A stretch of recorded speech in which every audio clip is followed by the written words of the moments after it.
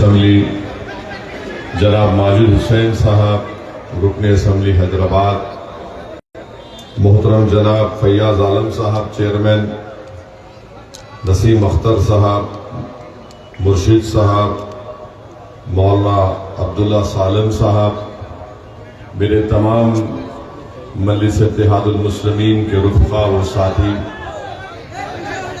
अजीज दोस्तों और बुजुर्गों, जलसे में शिरकत की और अल्हम्दुलिल्लाह इतनी बड़ी तादाद में आप लोग यहाँ पर जमा हुए, बावजूद इसके कि इस ग्राउंड में बारिश की वजह से काफ़ी पानी जमा हो गया था।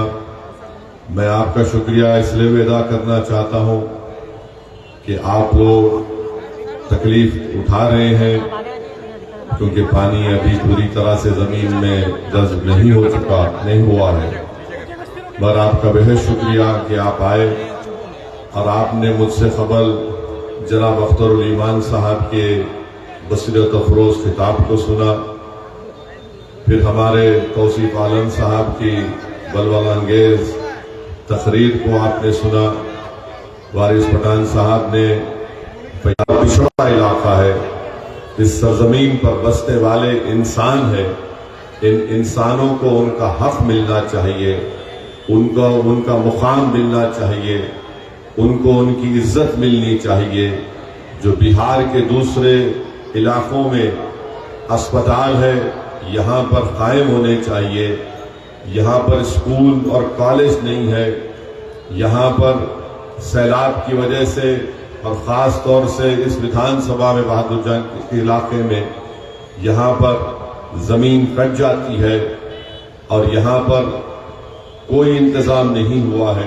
तो इसलिए मेरी आपसे गुजारिश है कि आप आने वाले विधानसभा में अपने के वोट का सही इस्तेमाल करिए।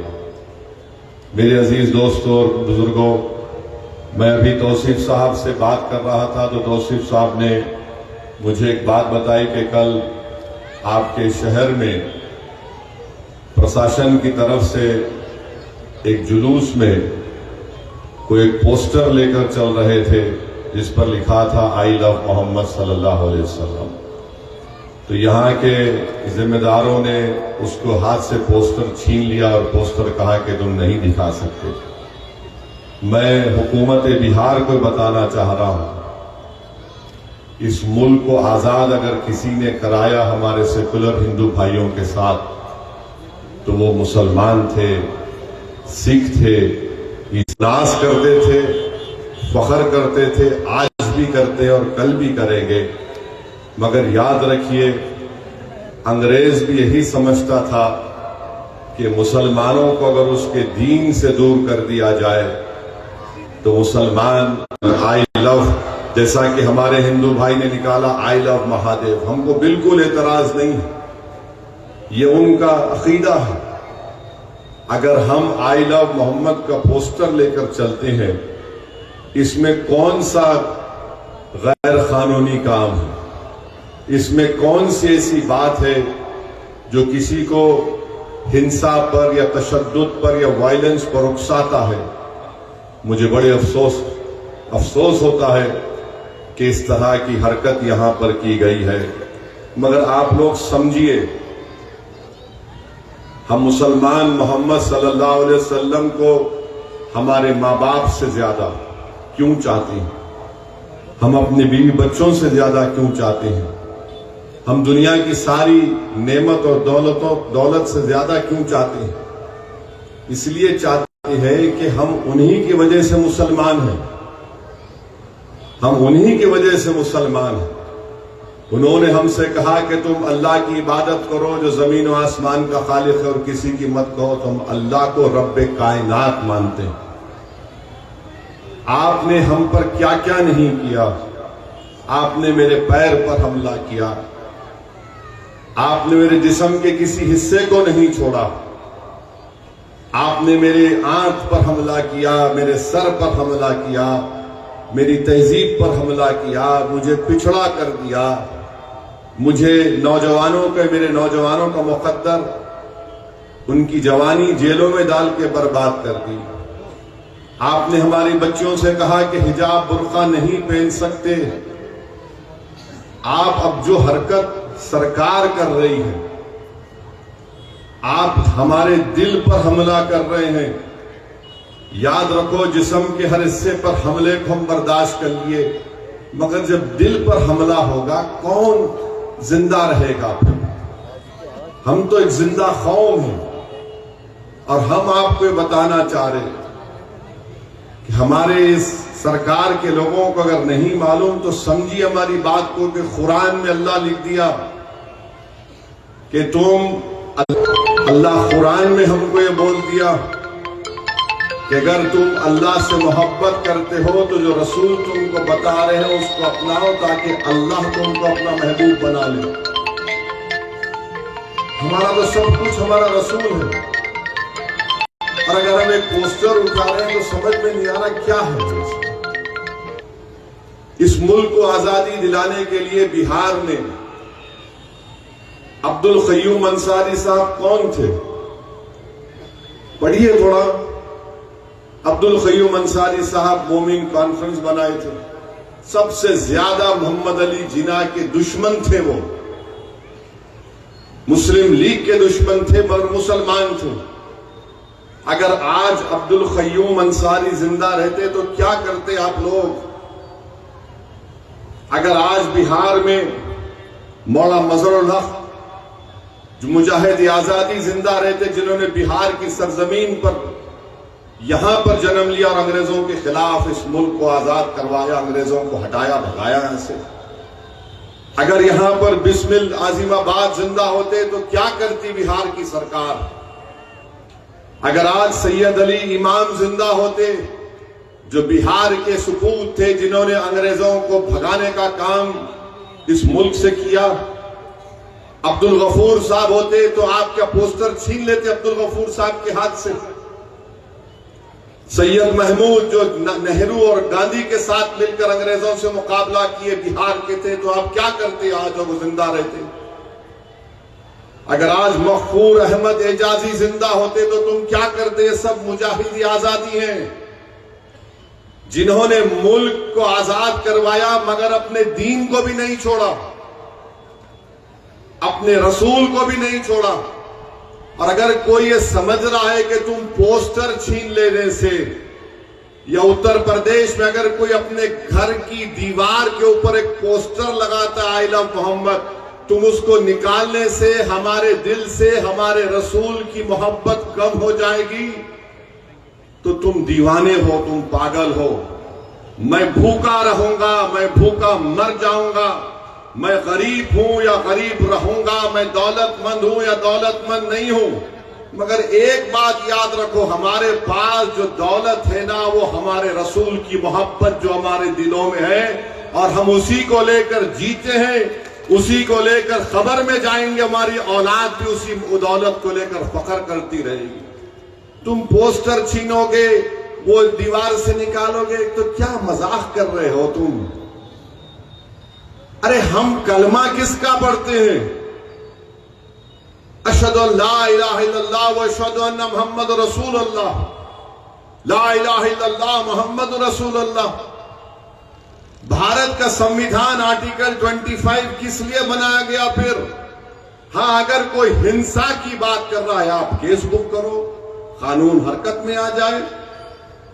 और एक इनको बताना चाह रहा हूं, मुरादाबाद में एक आलिम दीन थे, जंगे सन 57 की जंग आजादी में मौलाना काफी सैयद काफी रहमतुल्लाह अलैह शायर भी थे, आलिम दीन भी थे। उन्होंने सन 57 की जंग आजादी में हिस्सा लिया मुरादाबाद उत्तर प्रदेश में। अंग्रेज उनको गिरफ्तार किए। कभी आपने दुनिया की अदालत में सुना कि एक ही दिन में उनको कोर्ट में लाया गया और 5-4 सितंबर को कोर्ट में लाया गया, उन पर चार्जेस फ्रेम हुए और 5 सितंबर के दिन अदालत ने, अंग्रेज जज ने फैसला दिया कि मौलाना काफी को फांसी पे लटका दिया जाए। मौलाना काफी ने क्या जुर्म किया था? उन्होंने फतवा दिया था कि अंग्रेजों से जिहाद करो, भारत के मुसलमानों से कहा था कि अंग्रेजों के खिलाफ जिहाद करो। एक ही दिन में उनको लाए कोर्ट को, चार्जेस फ्रेम के माने उनको बोले तुम पे जुर्म है, और दूसरे दिन अंग्रेज जज ने कहा कि इनको फांसी पे चढ़ा दो। तो मौलाना काफी ने जब उनको फांसी के फंदे पर लेकर जा रहे थे, उनसे पूछा कि तुम्हारी आखिरी ख्वाहिश क्या है, काफी बोलो। तो मौलाना काफी ने ये नाते शरीफ पढ़ी, और क्या पढ़ा मौलाना काफी ने कि कोई गुल बाकी रहेगा न चमन रहेगा, कोई गुल बाकी रहेगा न चमन रहेगा, पर रसूल अल्लाह का दीने हसन रह जाएगा। कोई गुल बाकी रहेगा न चमन रहेगा, पर रसूल अल्लाह का दीने हसन रह जाएगा। मेरे भाई, हम फांसी के फंदा हमारे गले में है, हम उस वक्त भी आई लव मोहम्मद बोल रहे, तुम क्या मजाक कर रहे हो हमसे? क्यों खामखा एक सोए हुए शेर को तुम जगा रहे हो?